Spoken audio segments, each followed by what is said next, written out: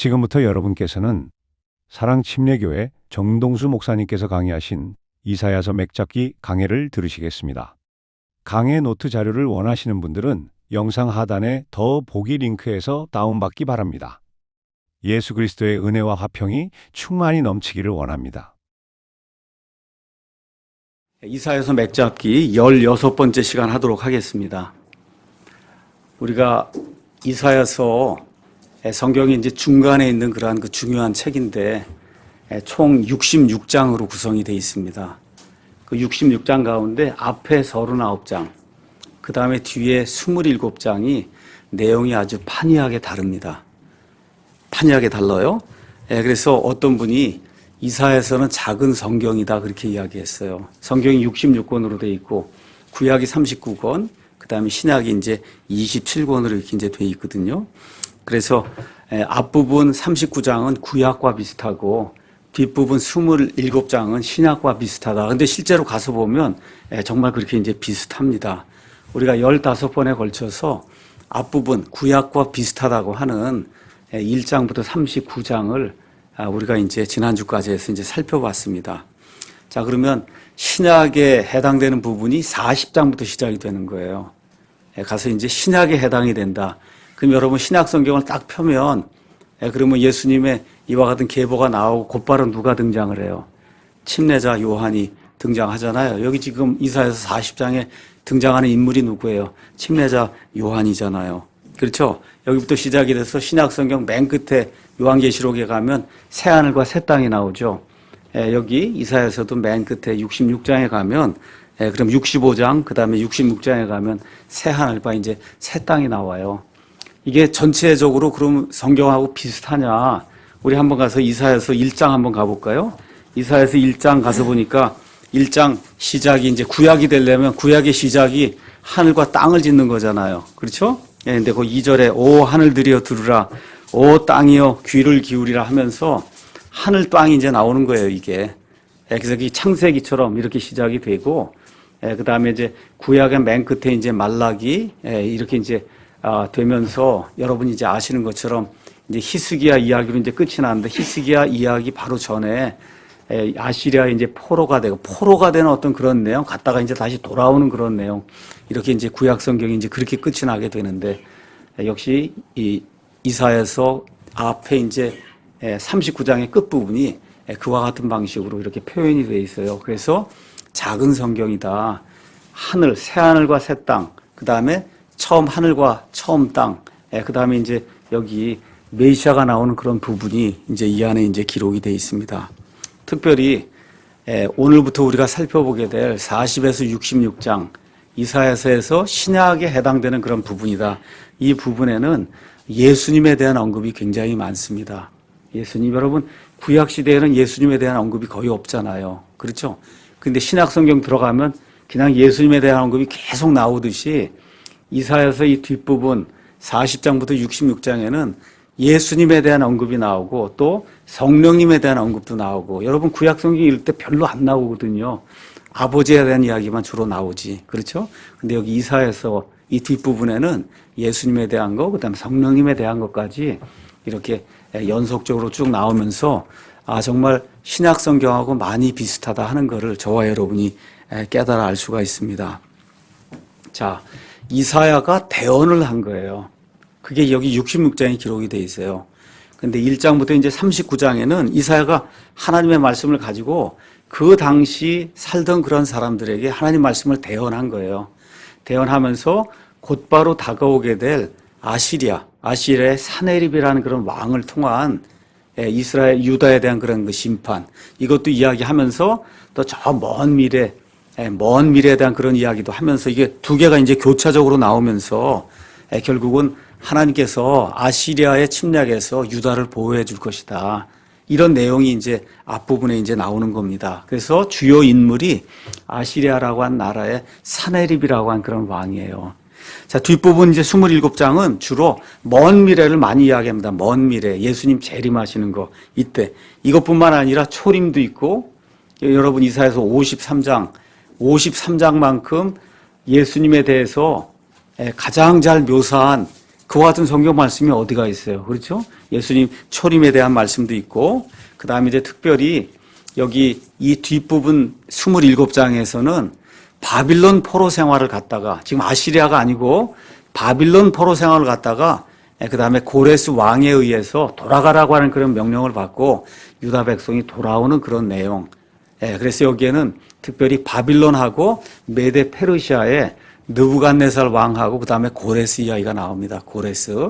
그래서 여러분 나중에 이제 보시면 알겠지만 아직 바빌론 포로 생활 가지 않았어요. 그렇죠. 그러니까 돌아오는 거 생각지 못해요. 근데 지금 이사야가 나타나서 바빌론 포로 생활을 갔다가 내가 고레스를 통해서 너희를 다시 보내주겠다 하면서 고레스를 이미 하나님이 택해 놓으셨다고 하는 이런 놀라운 그런 그 예언의 말씀들이 여기 이사야서 안에 그냥 이렇게 안에서 그냥 쏟아져 나오는 겁니다. 굉장히 재미있고 참 읽을수록 우리에게 유익이 되는 이와 같은 말씀이 이 안에 이제 들어 있습니다. 자, 근데 이 27장도 세 부분으로 이렇게 나눠볼 수가 있습니다. 그래서 40에서 48장, 거기 9장하고, 그 다음에 49장에서 57장, 그 다음 9장, 그 다음에 58장에서 66장, 그 다음 9장. 그래서 셋을 나눠볼 수가 있어요. 그래서 처음에 40장에서 48장 그 9장은 특별히 이 유다와 이스라엘의 가장 큰 문제가 우상숭배였거든요. 그래서 우상, 잡신들, 정말 아무것도 아닌 그러한 그 사람들이 섬기는 그런 존재들, 이런 것들과 비교해서 하나님이 얼마나 위대하신 분이신가. 아버지 하나님에 대한 그런 그 묘사가 처음 9장에 많이 들어있어요. 다 아버지에 대한 얘기가 아니라 많이 들어있다는 거예요. 그 다음 9장은 49장에서 57장인데 이번에는 하나님의 아들 메시아에 대한 그런 그 묘사가 가득 들어있습니다. 가득 들어있고 특별히 이 안에는 유명한 그런 말, 뭐가 있어요? 내 종이라고 하는 거. 메시아를 가리켜서 나의 종이라고 하는 거. 그렇죠? 이런 내용의 말씀이 이제 그 안에 들어 있습니다. 그 다음에 맨 마지막에 58장에서 이제 66장에는 하나님이 세우신 메시아 왕국, 또 그 안에서 빛나게 된 하나님의 영광, 또 뿐만 아니라 성령님이 그 안에 이제 등장을 하세요. 그래서 이 뒷부분 27장에는 삼위일체 하나님의 모습이 다 들어 있어요. 아버지 하나님, 아들 하나님, 그 다음에 성령 하나님.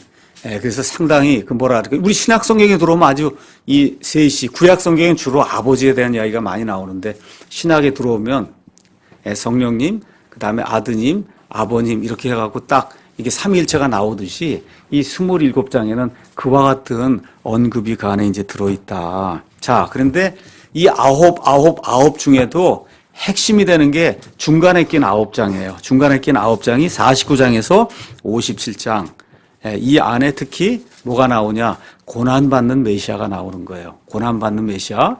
그러니까 이스라엘 사람들이 걸려 넘어지는 이유가 이 부분을 예수님이라고 생각하지 않고 본인으로 착각을 하는 거예요. 이스라엘 사람들이. 이 고난당하는 이 종이나 이게 이스라엘이다. 이렇게 착각을 하기 때문에 예수님을 발견하지 못하는 거예요.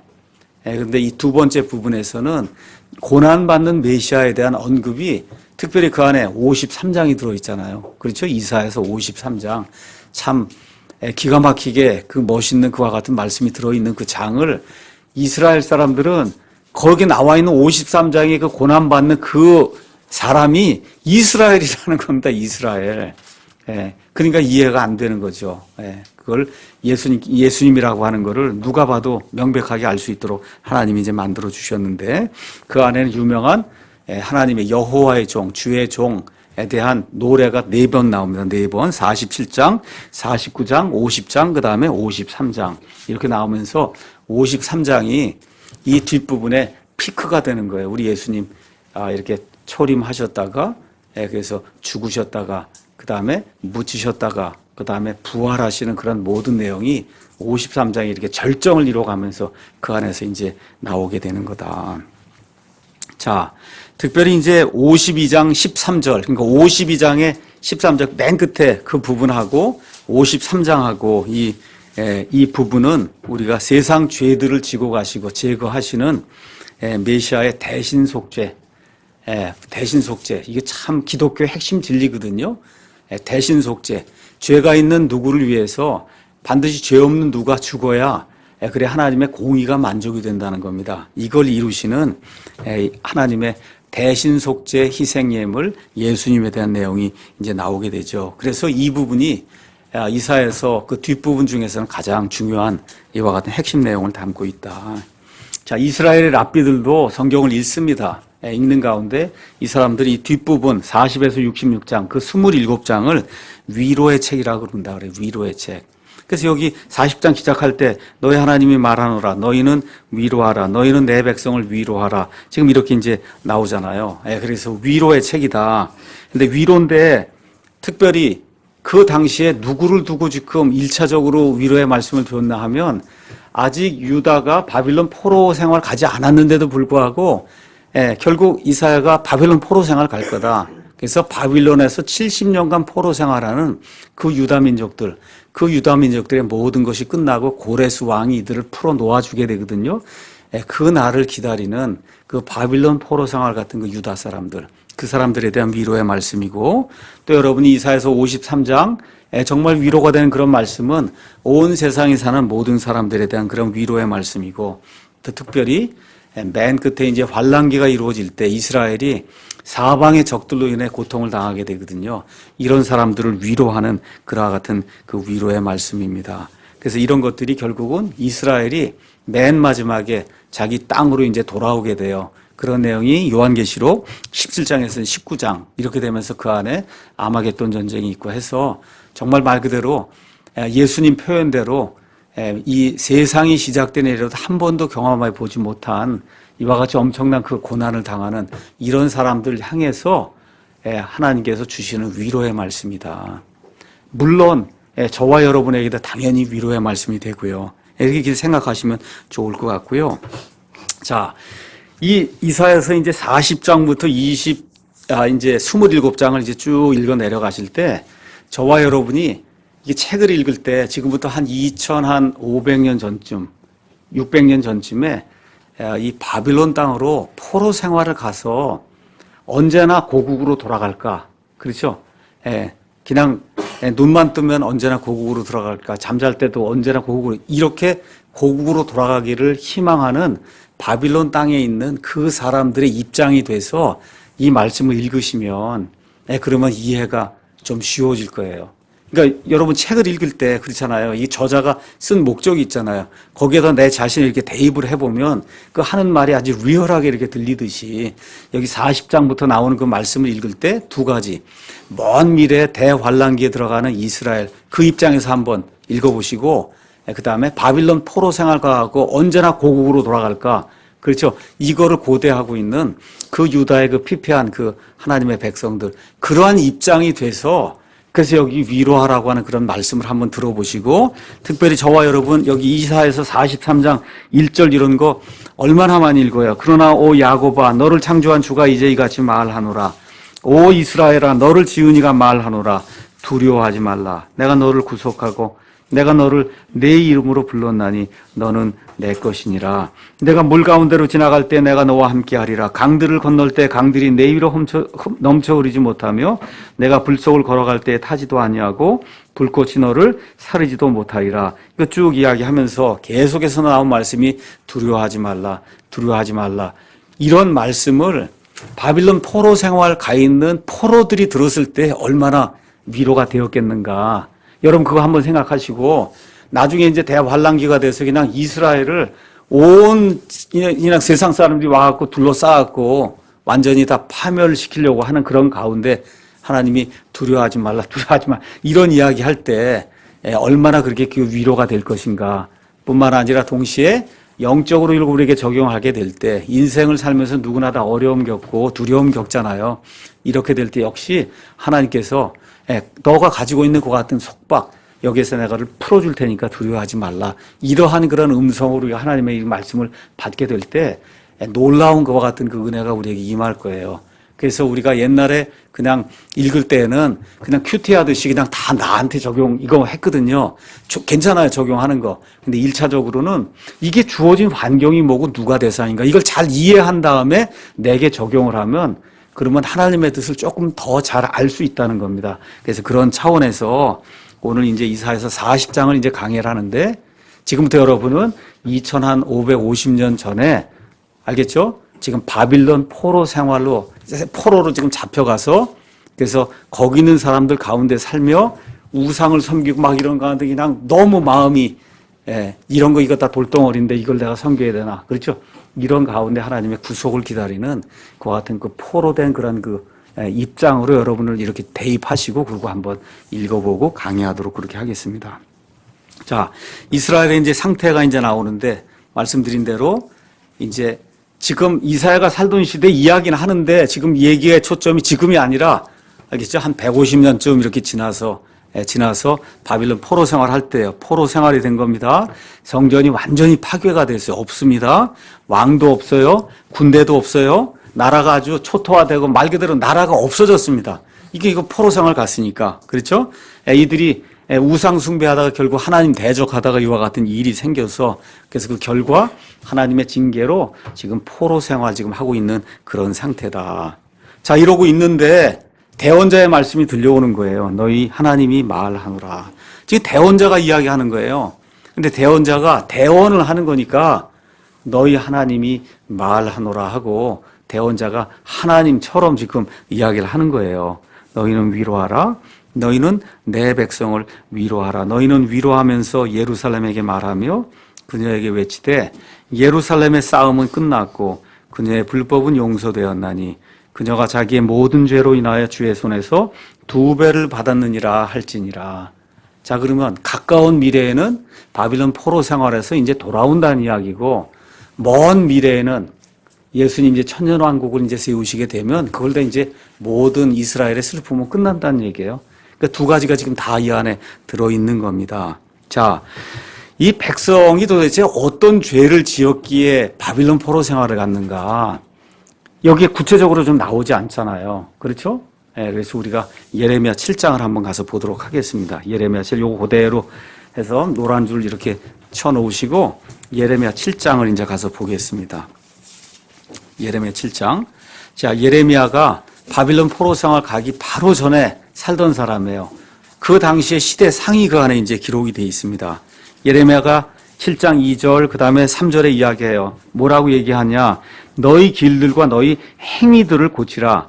그리하면 내가 너희로 하여금 이곳에 거하게 하리라. 그러니까 지금 바빌론 포로 생활 가지 않으려면 너희가 행하고 있는 모든 방식, 그 다음에 너희가 행하는 모든 행위를 고쳐야 된다는 거예요. 고쳐야 된다.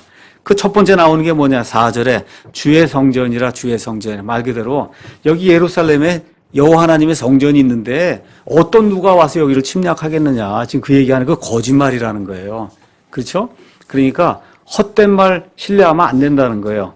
여기 뭐 예배당이 뭐 한국 같으면 예배당이 5만 개가 있고 그렇죠? 이런데 하나님이 우리를 이렇게 침략자들의 손에 내주겠는 이런 말 믿지 말라는 겁니다. 이게 그 당시에 그렇게 거짓말하다가 하나님의 성전이 여기 있는데 과연 어느 이방 민족이 들어와서 온 세상을 창조하신 하나님의 집을 침략해서 우리를 포로로 데리고 가겠느냐 이렇게 거짓말하는 자들이 있었다는 거 이거 들으면 안 된다는 겁니다.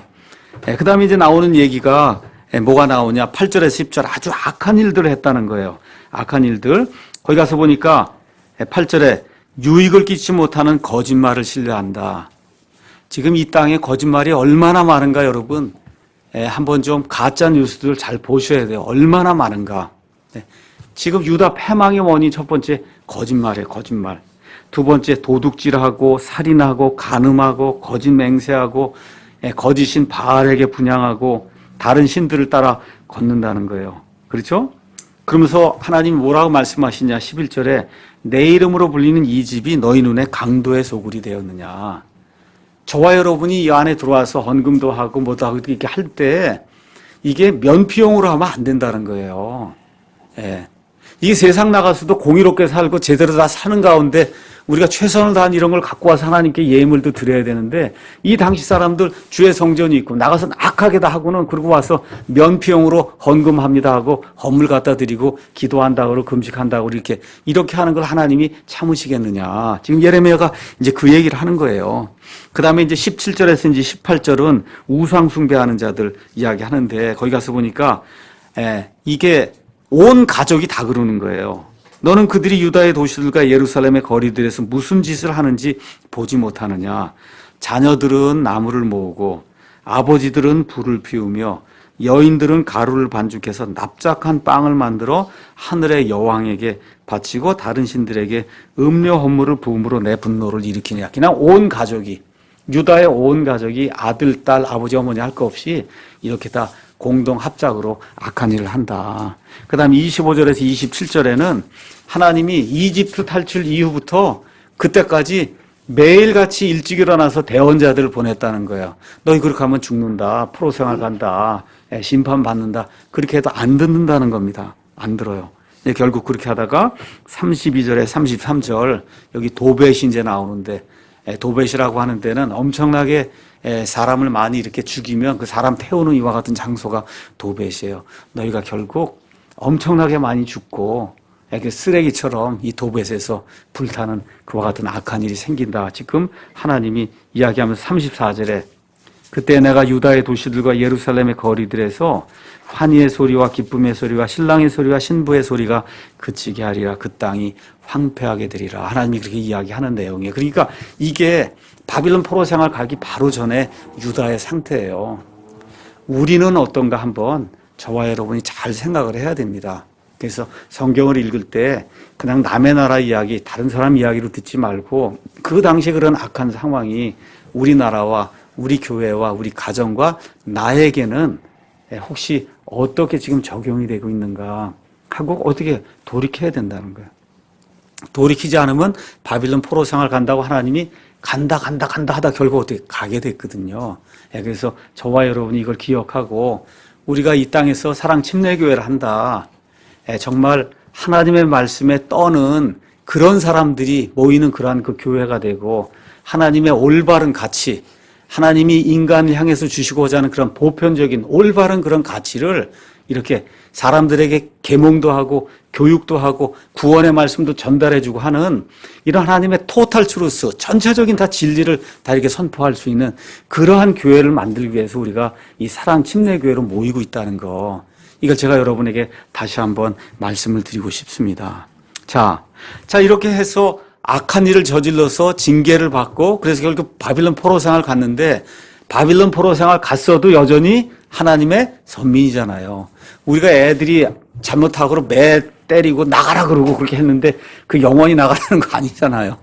그래서 밤 되면 다시 들어오라 그러고 슬며시 들어오면 그냥 못 본 척하고 들어온 걸로 하고 이렇게 하잖아요. 부모가. 하나님도 똑같단 말이에요. 충분히 70년 동안 바빌론 포로 생활하는 가운데 지긋지긋하던 우상숭배, 이건 이제 더 안 하겠다고 약속을 한 거예요. 하나님하고. 더 이상 그건 안 하겠습니다. 그렇죠? 그래서 하나님께서 이제 위로해 주시는 거예요. 위로하고. 그러면서 뭐라고 기록이 돼 있어요? 예루살렘의 싸움이 끝났다, 이제. 1차적으로는 바빌론, 그 다음에 2차적으로는 나중에 아마겟돈 이 전쟁이 여기서 끝났다. 그런데 끝나는데 여러분 꼭 기억해야 될 게 있어요. 하나님이 끝난다 그래서 벌을 안 주진 않아요. 여기 그렇게 기록이 돼 있잖아요. 불법이 용서가 됐는데 자기의 모든 죄로 인해 주의 손에서 몇 배를 받아요? 2배를 받는다는 거예요. 이게 하나님의 공의잖아요. 여러분, 판사가 뭐 이렇게 해서 하면 잘못했으면 잘못한 거에 대한 이와 같은 그 심판을 내리고 잘한 거에 대한 잘한 거에 대한 이와 같은 보상을 내리고 이게 공정한 거잖아요. 그러니까 하나님의 아들, 딸이라 해도 잘못하면 반드시 하나님이 징계하신다. 그 내용이 히브리서 12장에 분명하게 기록이 돼 있어요. 그래서 난 그 히브리서 12장 읽을 때 참 재미있는 게 사생활하면 어디서 주워온 아이면 징계를 안 한다는 거예요. 여러분, 지금 주워봤어요. 다리에서. 보통 얘기해. 그 내 아들이 아니에요. 내 아들, 딸이 아니면 뭘 하든 내가 무슨 상관하겠냐. 그렇죠? 똑같은 거예요. 우리 하나님도 사생하면 징계 안 한다. 그런데 저와 여러분이 잘못을 저지르고 국가가 잘못을 저지르고 교회가 잘못을 저지르면 징계가 오는 거예요. 그래서 우리나라 이와 같은 징계 하나님의 사랑 때문에 온다고 저는 믿고 있는 겁니다. 그래서 저와 여러분이 이게 왜 그런가 잘 판단하고 사상이 해이해지고 믿음이 해이해지고 그렇죠? 이렇게 되다 보니까 하나님이 우리를 사랑하셔서 징계하는 거다 이렇게 생각하고 회개하고 하나님께 돌아가려고 노력하는 그런 모습을 교회들이 이제 보여야 됩니다. 자, 징계는 하지만 여전히 사랑한다는 거 기억을 하시고 요한일서 1장 5절부터 2장 2절에 가서 보시면 구원받아서도 죄를 집니다. 근데 어떻게 죄를 지은 거를 하나님께 고백을 하면 신실하셔서 우리의 모든 죄에서 우리를 구원해 주신다 그러잖아요. 그렇죠? 우리에게 누가 있다 그래요? 변호자가 있다 그러잖아요. 그렇죠? 그래서 이런 것들을 기억을 하고 우리 개인이 아니면 교회가 아니면 사회나 국가가 하나님을 대적하여 잘못한 이와 같은 것들이 있으면 고백하는 겁니다. 있는 그대로 우리가 이것을 잘못했습니다. 용서해 주시고 하나님 은혜와 긍휼을 베풀어 주시면 우리가 앞으로 제대로 하겠습니다 하고 하면 하나님이 우리의 모든 것들을 돌려주신다고 성경이 이야기하는 겁니다. 자, 그래서 첫 번째 1절에서 2절은 용서하신다는 음성이 들려오는 거예요. 자, 두 번째는 하나님이 섭리를 베푸시겠다는 그런 음성이 3절에서 5절에 이제 들려옵니다. 자, 바빌론 포로 생활지 가 있는 상태에서 지금 1000km 이상, 1500km 이걸 걸어서 이제 돌아와야 되는데 그 옛날 길이 얼마나 험했겠어요. 그렇죠? 이렇게 될 때 하나님이 큰 길을 열어준다는 거, 하이웨이를. 그렇죠? 그런 내용, 섭리를 통해서 큰 길을 열어주신다는 거예요. 그래서 광야에서 외치는 자의 소리가 있어 이르기를 너희는 주의 길을 예비하라. 사막에서 우리 하나님을 위해 큰 길을 곧게 만들. 여러분 지금 포로 생활하고 있는데 지금 저기를 어떻게 저걸 해서 걸어서 그걸 넘어갈까 지금 이러고 있는데 1차적으로 지금 침례자 요한 이런 거 생각하지 마시고 그 사람들에게 이 섭리의 말씀이 들려온 거예요. 하나님이 곧은 길, 큰 길을 만든다. 그래서 여기 하이웨이라고 하는 이런 컨셉이 여기 이사야서에만 나오는 그러한 그 개념이잖아요. 계속 큰 길을 만든다. 우리가 이사야서 34장인가도 그렇죠. 큰 길, 거룩한 길, 구속함을 받은 자들만 걷는 그런 길, 그런 그 큰 길 이야기가 이사야서에 계속 나오잖아요. 그러한 그 개념이 계속해서 여기 이제 흘러가고 있는 거다. 그걸 저와 여러분이 이제 기억을 하면서 그래서 큰 길을 곧게 만들려면 그런 모든 골짜기가 도두어지며 모든 산과 작은 산이 낮아지고 구부러진 것이 곧게 되며 험한 것이 평탄하게 될 것이요 주의 영광이 나타나고 모든 육체가 함께 그것을 보리라. 주의 입이 그것을 말씀하셨느니라. 이렇게 이제 이야기가 나오면서 1차적으로는 바빌론 포로 생활 돌아오는 그 사람들에게 하나님의 이와 같은 그 위로의 말씀을 주시고 그다음에 여기 2차적으로는 이게 누구에게 적용이 돼요? 침례자 요한이잖아요. 그렇죠?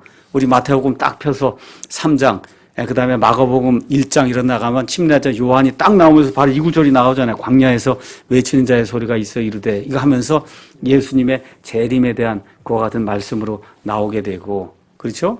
근데 이게 궁극적으로는 언제 이루어져? 모든 골짜기가 말 그대로 다 골짜기가 다 도두어지고 이게 산이 다 낮아지고 해서 광활한 이런 평야가 되면서 메시아의 천년왕국이 이루어지는 이게 지금 3번 어플라이가 되는 거예요. 똑같은 말씀이. 바빌론 포로 생활 돌아온 사람들, 그래서 초림 때, 그렇죠? 초림 때 그 기다리던 그 유대 사람들, 그 다음 맨 마지막 재림 때 예수님 이게 한 번 말씀을 했는데 그게 지금 3번 적용이 되는 이러한 그 놀라운 말씀이 이제 이 안에 이제 기록이 돼 있는 겁니다. 자, 그래서 침례자 요한은 여기 나오고, 그 다음에 말라기 3장에도 나옵니다. 침례자 요한이. 또 말라기 4장 5절에도 나오고 그래서 침례자 요한이 와서 누가복음 1장에 가서 보니까 엘리야의 영을 가지고 와서 그래서 아버지들의 마음을 돌리고 자식들의 마음을 다 돌려서 그래서 아버지 하나님께로 돌리는 그런 일을 한다. 그렇게 이제 했어요. 그러다 결국은 침례자 요한이 와서 예수 그리스도 앞에 간 여기 있는 것처럼 광야에서 외치는 자의 소리가 있어요. 너희는 주의 길을 예비하라. 여기 나오는 주는 예수님이잖아요.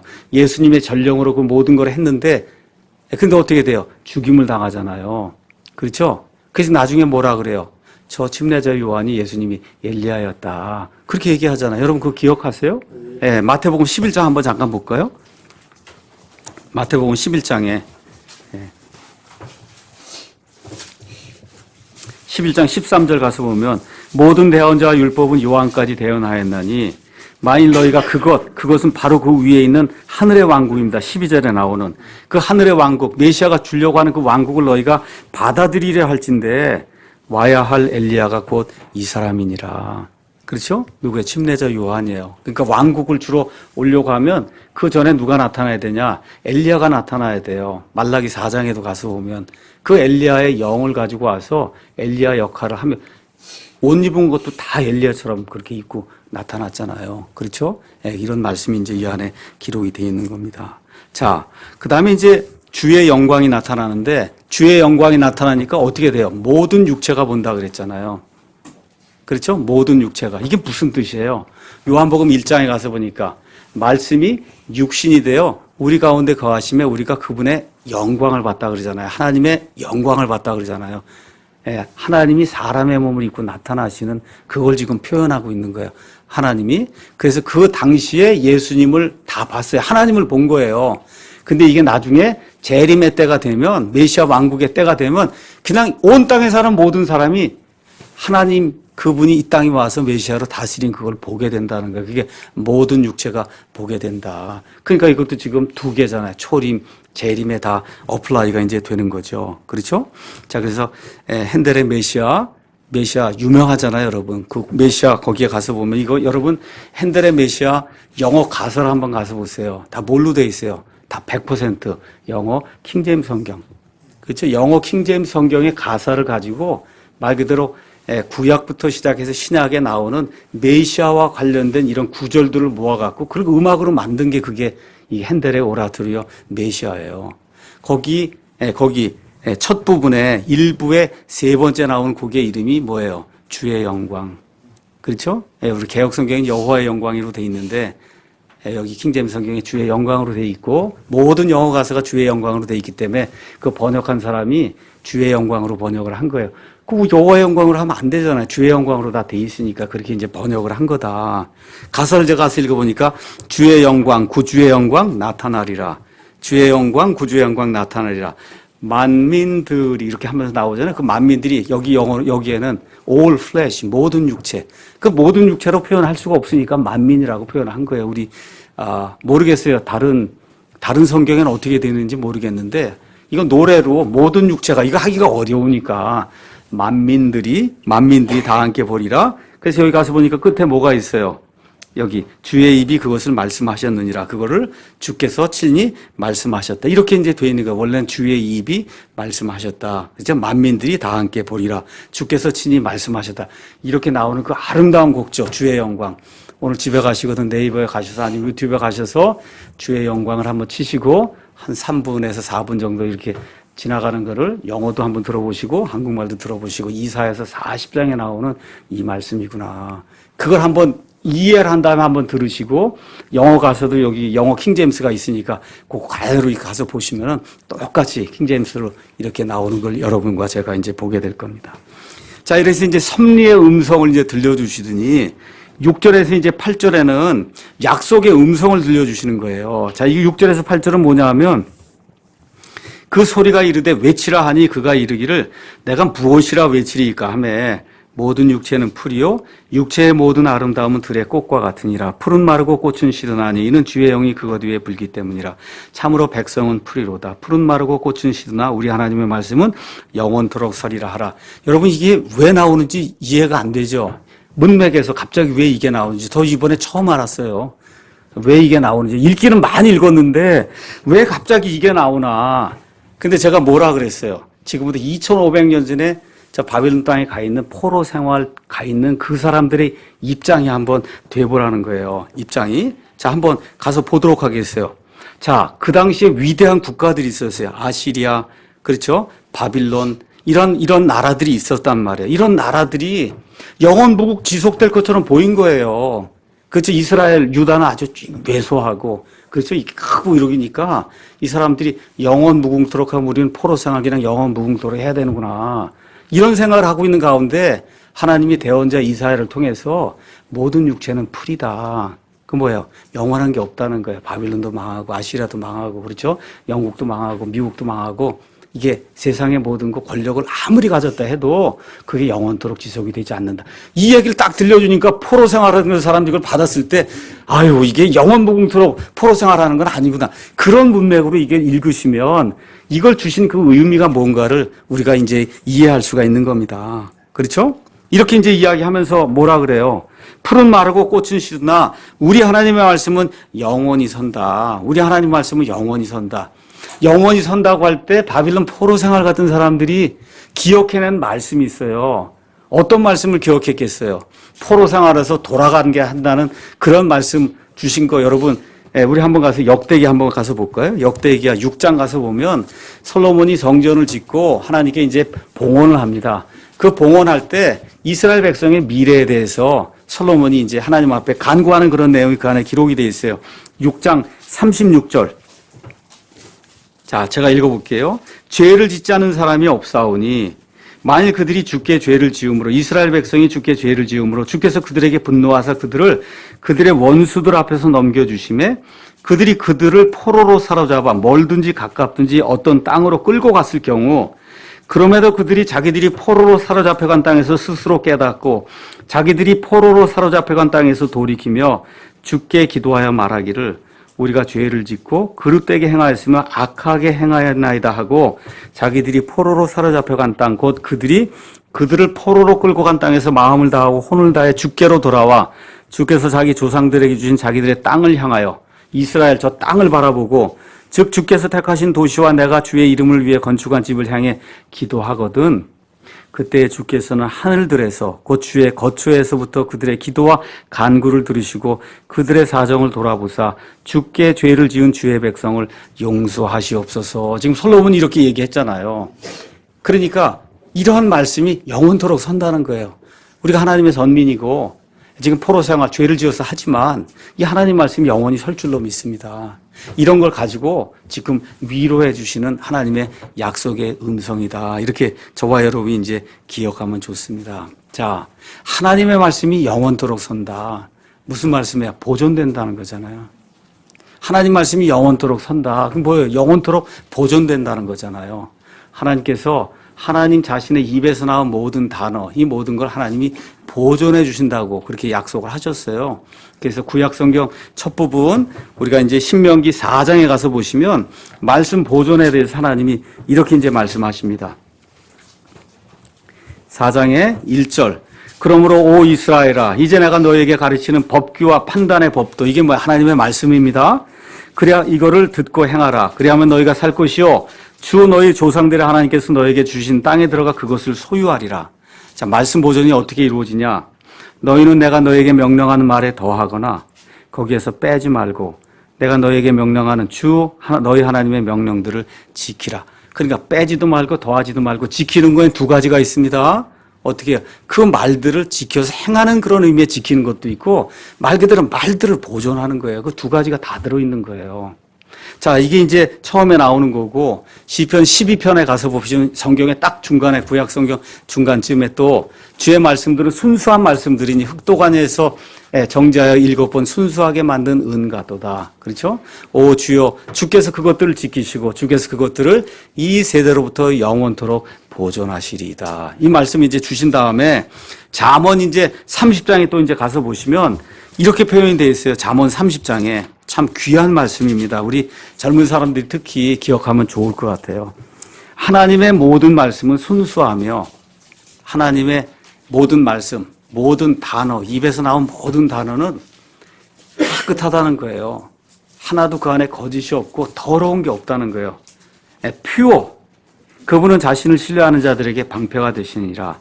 너는 그분의 말씀들, 성경에 나와 있는 그 모든 말씀, 입에서 나온 모든 말씀들에 더하지 말라. 더하면은 그분께서 너를 책망하실 터인즉 내가 거짓말쟁이로 드러날까 염려가 된다. 이렇게 말씀하시고 그 다음에 이 마태복음으로 넘어와서 4장에 사람이 빵으로만 살 것이 아니요 하나님의 입에서 나온 모든 말씀으로 산다.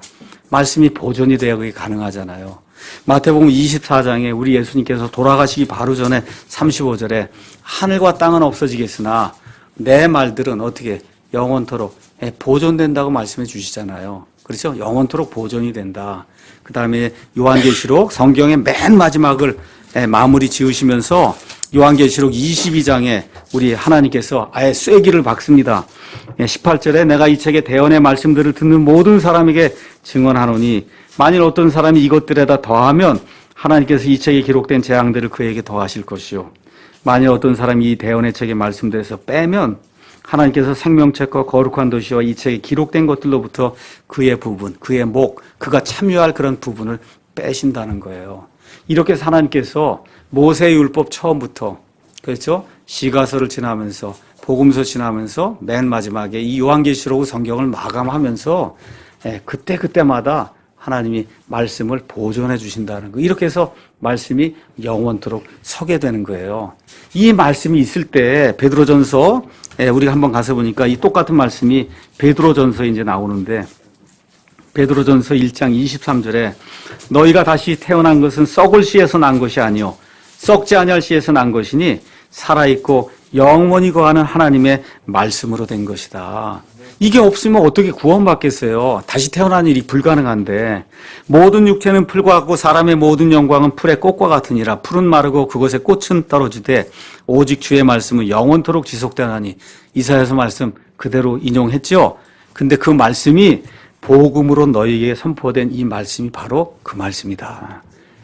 그렇게 해서 하나님이 이렇게 지켜주시는 한 말씀이 복음으로 너에게 선포가 된 그 말씀이다. 사도 바울의 말씀, 그렇죠? 사복음서의 말씀, 요한계시록의 말씀, 베드로 전후서의 말씀, 요한 1, 2, 3서의 말씀, 이런 모든 말씀이 하나님이 영원토록 보존해 주시겠다는 그런 말씀이다. 참 너무 귀한 거예요, 사실. 네, 하나님께서 이렇게 약속을 해주시고 이걸 지금까지 지켜주시고 그래서 우리 손에 지금부터 뭐 한 3,500년 전에 모세의 입을 통해서 나온 그 모든 단어가 우리 말로 그대로 지금 그대로 그 히브리 사람들이 이해했던 거 그대로 우리 손에 들어와서 우리가 그 말씀을 이해할 수 있다는 게 기적이죠, 그게.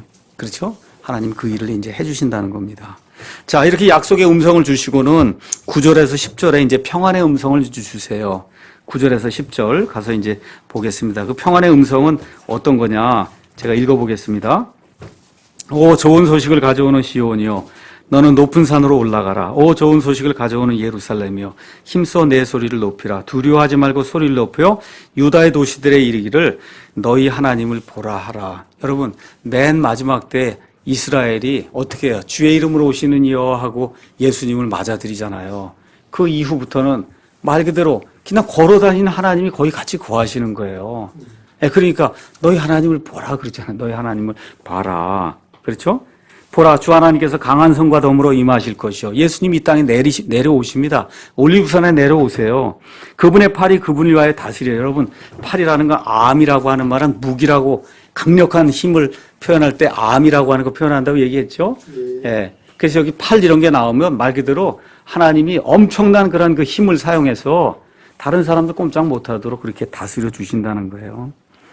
그분께서는 목자같이 자기 양떼를 먹이시고 어린 양들을 자기 팔로 모아 품에 안아 옮기시며 어린 것들과 함께하는 어미들을 부드럽게 인도하신다. 그래서 맨 마지막 때 또 특별히 가까운 그 미래에 바빌론 포로 생활에게 돌아오게 될 때 산적들도 있고 진짜 엄청난 그런 어려움이 있을 텐데 걱정하지 마라. 내가 너희와 함께 하겠다 하고 하나님이 이 평안의 음성을 이제 주시는 거예요. 자, 그래서 이제 이런 것들을 저와 여러분이 이제 기억을 하면서 여러분 이제 52장에 가서 보시면 이제 고레스 이야기가 나옵니다. 52장 7절에서 보면 좋은 소식을 가져오고 화평을 선포하면 이게 쭉 이제 나오는 가운데 똑같은 말씀이죠, 지금. 그렇죠? 지금 정확하게 제가 고레스 이야기는 여기 그 전에 이제 나오는 것 같은데 나중에 한번 찾아보도록 하고요. 어찌됐든 똑같은 말씀 이제 주시는 거예요. 이걸 보면서 유다 사람들에게는 바빌론 포로 생활에서 돌아오는 거, 맨 마지막 때 대환란기에서 구출해 주는 거. 지금 우리 신학생들이 이걸 읽을 때는 어떻게 해요? 마귀의 속박에 매여 있는 이런 상태에서 하나님 자신이 하나님의 본능의 팔로 우리 예수 그리스도를 통해서 마귀를 짓밟으시고 십자가에서 죽으셨다가 묻히셨다 부활하시잖아요. 그렇죠? 이런 거를 통해서 저와 여러분에게 평안의 음성, 기쁜 소식을 전달해 주겠다는 이런 말씀이 이 안에 복합적으로 이렇게 들어있는 거예요. 그래서 이거를 그냥 단순하게 한 면만 보지 말고 이 여러 면을 다 보면 성경 전체도 내가 하나님이 주신 1차적인 의미로 이해하고 이걸 영적인 걸로 딱 받아들이면 얼마나 더 이렇게 충만해지겠어요. 그렇죠? 자, 이거 이야기하면서 이제 드디어 이제 12절에서 26절에는 하나님이 어떤 분이신가를 이스라엘 백성들에게 이제 이야기해 주는 겁니다. 아까 제가 말씀드린 것처럼 지금 유다가 바빌론 포로 생활 가 있어요. 자, 가만히 보니까 아시리아 엄청나게 강해요. 나라가 엄청나게 넓습니다. 바빌론 엄청나게 강해요. 엄청나게 넓어요. 이거 다 쓰러뜨리더니 누가 서요? 메데 페르시아에 지금 고레스가 서요. 이건 더 큰 거예요. 그렇죠? 근데 지금 어디 있어요, 이 사람들은? 저 바빌론 저 땅에 지금 포로로 가 있는 거예요. 이런 상태에서 가만히 생각을 해보니까 혹시 우리가 섬기는 하나님이 이 이방 사람들의 신들보다 못한 거 아닌가? 이런 생각이 자연히 들 거 아니에요. 우리는 요만하고 그렇잖아요. 지금 바빌론 포로 생활 가 있는데 지금 이 사람들 섬기는 이거 보니까 그냥 나무로 다 해서 뭐 만들어 놓고 섬기는 이게 다 가짜로 우리가 배우고 확실히 그 가짜라고 생각을 하는데 어떻게 이런 나라들 이렇게 융성하고 모든 게 다 잘 되고 우린 지금 포로 생활하고 있는가? 이 생각을 하니까 답답하지 않겠어요, 여러분? 이때 하나님이 말씀을 주시는 거 내가 어떤 하나님인가 한번 봐라. 그래서 이사야를 통해서 너희가 섬기는 그 하나님이 참 하나님이다. 하나님의 위대하심을 보고 하나님을 신뢰하라고 이야기하는 거예요. 그래서 12절에서 19절엔 하나님은 땅에 어떤 것보다 위대하시다. 그 다음에 20에서 26절에는 하늘에 어떤 것보다 더 크고 위대하시다. 이걸 지금 보여주는 거예요. 그래서 이제 12절에 이제 이야기하는 누가 자기 손바닥으로 물들을 대고 뺨으로 하늘을 재며 여러분 저 엄청난 그 우주를 뺨으로 잰다는 거예요. 뺨으로. 이게 사람이 상상해 볼 수 있어요. 하나님의 이 우주 공간이 얼마나 큰데 그걸 뺨으로 몇 뺨이다 이렇게 잴 수 있는 그런 분이라는 게 우리 하나님이. 그래서 땅을 창조하시고 13에서 14절 그러면 이런 엄청난 그 땅을 만들고 이렇게 하려면 지능과 그 지식과 지혜가 무궁무진해야 될 텐데 하나님 뭐라 그래? 나 그거 누구한테 배운 거 없다. 그렇죠? 누가 나한테 가르쳐 준 게 없다는 거예요. 누가 주의 영을 지도하였으며 혹은 그분의 조언자가 되어 그분을 가르쳤냐. 도대체 이 모든 거 지으면서 하나님이 누구하고 의논했냔 말이에요. 그렇죠? 누가 그분께 교훈을 주고 판단의 공의의 길로 그분을 가르쳤으며 그분께 지식을 가르치고 명철의 길을 그분께 보여줬냐. 있어요? 없어요? 없단 말이에요. 그렇죠? 하나도 없습니다. 그래서 로마서 11장 33절에 36절에 오 깊도다. 이 하나님을 아는 그 지식의 신비가 너무 위대하다는 거예요. 이 말씀을 사도 바울이 거기서 똑같이 이제 이야기하고 있는 겁니다. 자, 그 다음에 이제 15절에서 17절, 보라, 민족들은 보니까 바빌론 민족, 아시리아 민족 다 겪어봤거든요. 근데 이번엔 메데 페르시아 민족이 나타났는데 너무 무섭고 하여튼 간에 엄청난 그 괴력을 갖고 있는데 하나님 뭐라 그러냐. 민족들은 물통에 한 방울 같다. 여러분, 물통이 있는데 물통에 물이라고 해도 이게 좀 그럴 텐데 물통에 한 방울 물 같다는 거예요. 하나님 보시기에. 그렇죠? 예. 그 다음에 또 뭐라고 써요? 예. 저울에 작은 먼지 같다. 저울이 이렇게 있어서 다는데 거기에 작은 하나님 보시기에 하나님 앞에 그런 존재다. 여러분 얼마나 위로가 됐겠어요. 그 바빌론 포로 생활하는 그 사람들에게. 그렇죠? 그분께서는 매우 작은 것을 드시듯 섬들을 제주도고 뭐 하와이고 이런 거 그냥 이런 거 먼지 드시듯 이렇게 드신다. 이렇게 이야기해 주는 거예요. 레바논 엄청나게 큰 산인데 이건 불태워. 그 안에 보면 엄청나게 나무가 많잖아요. 특히 백향목 해서 그냥 꽉 차 있는데 이거는 불도 태우지 못할 정도로 얼마 안 되는 양이다.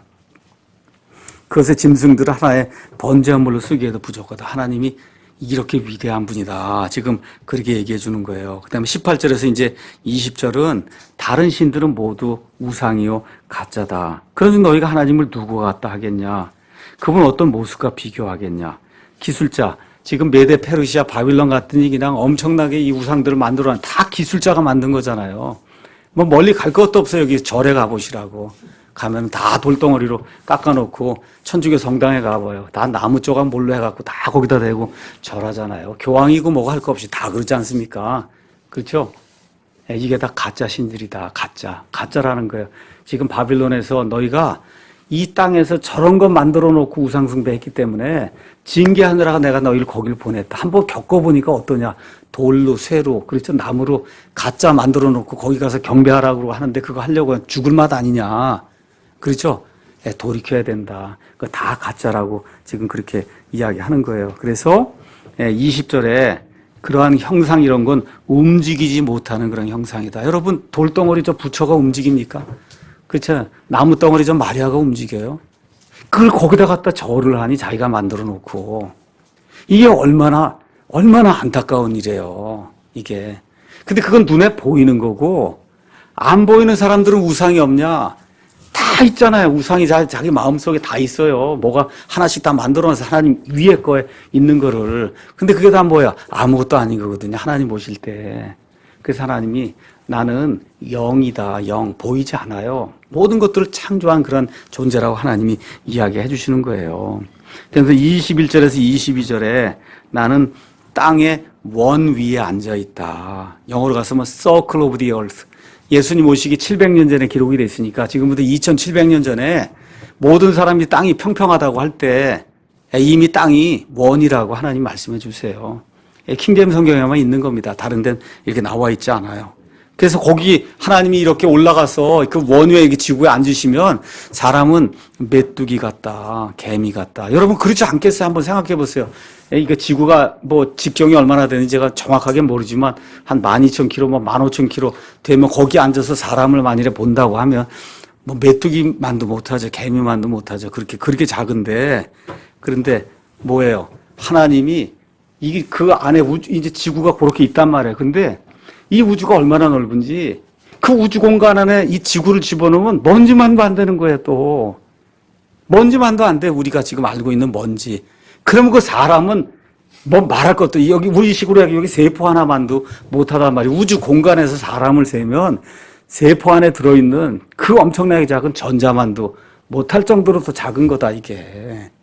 그러니까 하나님 그렇게 위대한 분이니까 이 모든 우주 역사, 인류의 경영이 모든 건 내 손에 들어있다. 걱정하지 말라고 하나님이 말씀해 주시는 거예요. 그 다음에 23절에서 24절에는 땅의 통치자들, 지금까지 뭐 진시황도 황제도 있고 나폴레옹도 있고 뭐 지금 같으면 트럼프도 있고 뭐예요? 나하고 무슨 비교가 되겠냐. 그냥 그 당시로 얘기하면 느부갓네살, 사네립, 또 그 당시 이제 모든 나라를 평정한 누구예요? 고레스. 나하고 이게 비교가 되겠냐? 이게 먼지만도 못한데. 그 얘기 해주는 거예요. 25절에 나와 동등한 존재는 아무도 없다. 그렇죠? 그런즉 너희가 나를 누구와 같다 하겠으면 누구와 동등하다 하겠냐? 이건 다 만들어진 거잖아요. 우리 하나님은 I am that I am. 나는 스스로 존재하는 자다. 끝난 거지 뭐가 있어요. I am that I am. 그게 무슨 얘기예요? 영원전 과거에도 I am이고 지금도 I am이고 앞으로도 I am이니 이게 무슨 얘기예요? 영원히 변치 않는다는 거예요. 제가 여러분에게 말씀드렸듯이 제가 지금 말하는 순간 5초 전하고 5초 후에 내 머리카락이 달라졌어요. 사람은 그게 변하는 거예요. 여러분 이해하시게 내 피부가 달라졌어요. 5초 사이에. 이 세포가 벌써 달았다고 5초 사이에 10초 사이에. 이 세상 우주 만물의 모든 건 다 그렇게 닳고 변하는데 하나님은 I am that I am. 나는 존재하기 때문에 나는 존재한다는 거예요. I am. 지금도 존재하고 과거에도 존재하고 앞으로 존재하고 다 영원 무궁토록 동일하다는 거예요. 이런 존재가 어디 있어요? 그러니까 하나님이 나를 누구와 같다 그렇게 하고 나를 누구하고 비기겠느냐 그렇게 이야기하는 거예요. 자, 이야기 이제 끝난 다음에 26절에 하나님이 나는 이 우주 공간의 별들을 다 이름으로 안다. 여러분 뭐 할 얘기가 뭐 있어요? 이 우주 공간의 별들 이름 내가 이름도 다 안다 내가. 그렇죠? 시편 147편 3절 4절에 이제 그렇게 이야기가 돼서 나와요. 자, 이랬는데 유다 사람들의 이 상태를 보니까 하나님이 그렇게 위대한데도 자기들 지금 상태가 뭐예요? 아주 피폐해서 너무 어렵거든요. 그러니까 27절에 유다 사람들이 포로 생활 가갖고 지금 하나님 앞에 고백하는 거예요. 아니면 대환란기에 들어가갖고 하나님 앞에 고백하는 거예요. 오 이스라엘아, 어째 내가 이르기를 내 길은 주께 숨겨졌으면 하나님이 내 길을 알지 못한다. 나에 대한 판단의 공의. 내가 제대로 했는데도 이방 사람들이 지금 포로가 되고 대환란기에 수많은 민족들이 쳐들어오고 도대체 왜 그렇습니까? 그렇게 지금 이야기하는 거예요. 유다 사람들이. 그렇죠? 이렇게 되니까 28절 더구나 포로 생활돼서 나중에 돌아가려고 하니 무슨 힘이 있어야 제가 돌아갈 거 아닙니까? 그렇게 얘기하니까 28절에 하나님이 뭐라 그러세요? 너는 알지 못하였느냐? 너는 듣지 못하였느냐? 영존하시는 게 뭐 everlasting, last라고 하는 게 이게 존재한다는 건데 이게 everlasting 하니까 말 그대로 영원 무궁토록 존재하는 그 하나님 주고 땅 끝들의 창조자는 기진하지 아니하시고 피곤하지 아니하시며 그분의 명철은 찾을 길이 없다. 그러면서 뭐라 해요? 그 하나님이 기진한 자들에게 능력을 주시며 힘이 없는 자들에게 힘을 더해 주신다. 여러분 한번 포로 생활 간 상태에서 이런 말씀 들으면 얼마나 위로가 되겠어요. 대환란기에 들어가서 지금 죽을까 말까 이런 상태에서 이런 얘기를 들으면 오금이 막 떨리고 이런 상태에서 얘기 들으면 얼마나 힘이 나겠어요. 이러한 이 컨텍스트에서 이러한 말씀을 이제 주시는 거다. 그렇죠? 심지어 소년들도 기진하고 피곤하며 청년들도 완전히 쓰러지되 오직 주를 우러러 바라는 자들은 자기 힘을 회복하리니 그들은 독수리같이 날개치며 올라갈 것이요. 포로 생활 끝나고 유다로 돌아간다는 거예요. 대환란기 다 극복하고 아마겟돈 전쟁 다 이기고 그리고 천년왕국 들어간다는 겁니다. 문맥이 그렇게 돼 있는 거예요.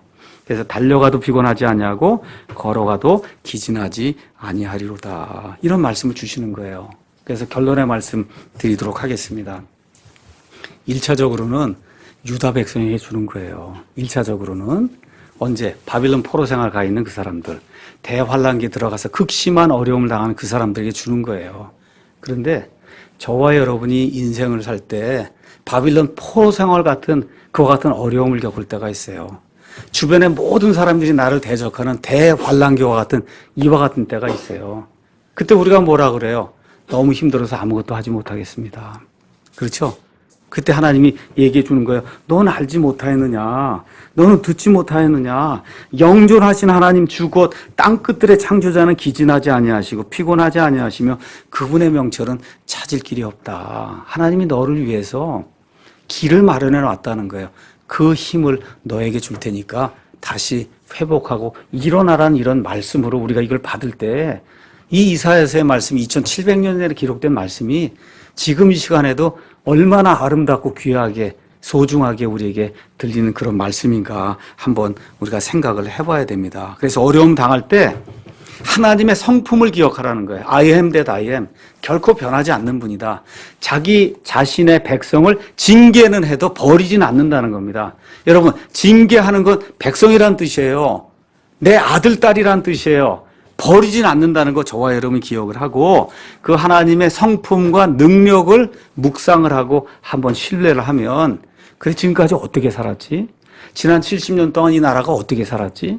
그렇죠? 이거 생각해 보란 말이에요. 하나님의 은혜로 살았구나. 그럼 이것도 극복을 해 주시겠구나. 이렇게 저와 여러분이 생각을 해야 된다는 거예요. 그래서 이 세상에 아무리 훌륭한 사람이 있고 또 모세와 같이 유명한 것과 같은 영적인 사람이 있어도 그 모든 성공과 아름다운 인생은 첫 발을 뗄 때 이루어졌다는 겁니다. 첫 발을 뗄 때 하나님의 말씀을 믿고 기력을 회복해서 걸으라고 할 때 걸을 때 그 아름다운 인생, 위대한 인생이 이루어졌다는 거, 그거를 저와 여러분이 기억을 하고 또 동시에 그러면서도 승승장구하는 삶을 산 사람은 아무도 없다는 거. 그래서 인생 가운데 이런 일이 반복적으로 우리에게 올 수 있다는 거. 모세의 삶을 보세요. 엘리야의 삶을 보세요. 다윗의 삶을 보세요. 아브라함의 삶을 보세요. 다 기복이 있는 거예요, 이게. 사도 바울도 마찬가지고. 이러할 때마다 이런 말씀을 기억하고 하나님의 성품과 능력을 기억하면서 하나님께 위로를 받는 저와 여러분이 돼야 됩니다. 지금 국가가 정말 지난 70년 이래로 가장 큰 지금 위기 상태에 빠졌어요. 자, 우상 섬기다가 이와 같은 일이 생긴 겁니다. 나 자신을 믿든지 경제를 믿든지 하여튼 뭐 다 좋은 거 다 지금 내버리고 거짓말만 믿는 가짜 뉴스가 횡행하는 이런 지금 나라가 됐습니다. 돌이켜야 돼요, 저와 여러분이. 하나님이 사랑하셔서 이와 같은 어려움을 특별히 그리스도인들에게 주시는 거다. 그거 어떻게 해야 돼요? 이 징계로 깨닫고 돌이켜야 사는 거예요. 돌이켜야 사는 겁니다.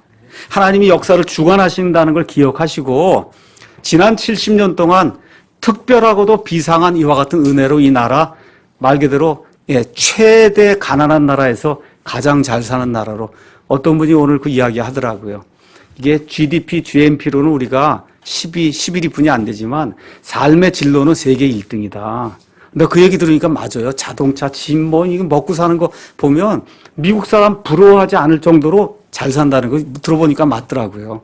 이런 나라를 하나님 만들어 주셨는데 그동안 하나님 무시하고, 그렇죠? 마음대로 살고, 교회가 부패하고, 목사들이 부패하고, 이렇게 되면서 하나님의 심판이 임하는 거다. 그래서 저와 여러분이 우리 사랑침례교회 성경을 사랑하는 분들이 기억해야 될 게 있어요. 소돔과 고모라가 왜 망했어요? 의인 10명이 없어서 망했습니다. 그렇죠? 하나님이 기드온의 300용사를 통해서 미디안 그 수많은 사람들을 물리쳤어요. 우리 사랑침례교회 또 성경을 사랑하는 그런 분들이 내가 소돔과 고모라를 구할 수 있는 10명의 의인이 돼야 되겠다. 나라를 구할 수 있는 기도원의 300용사가 돼야 되겠다 생각하시고 다른 거 없습니다. 하나님의 은혜, 하나님의 긍휼을 간절히 간구하면서 회개하는 심정으로 이 나라를 다시 한번 세워주시기 바랍니다 하고 저와 여러분이 그 역할을 감당할 때 악한 자들이 무슨 계획을 세워도 하나님이 확 뒤집어 놓으면 다시 오른쪽으로 설 줄로 믿습니다.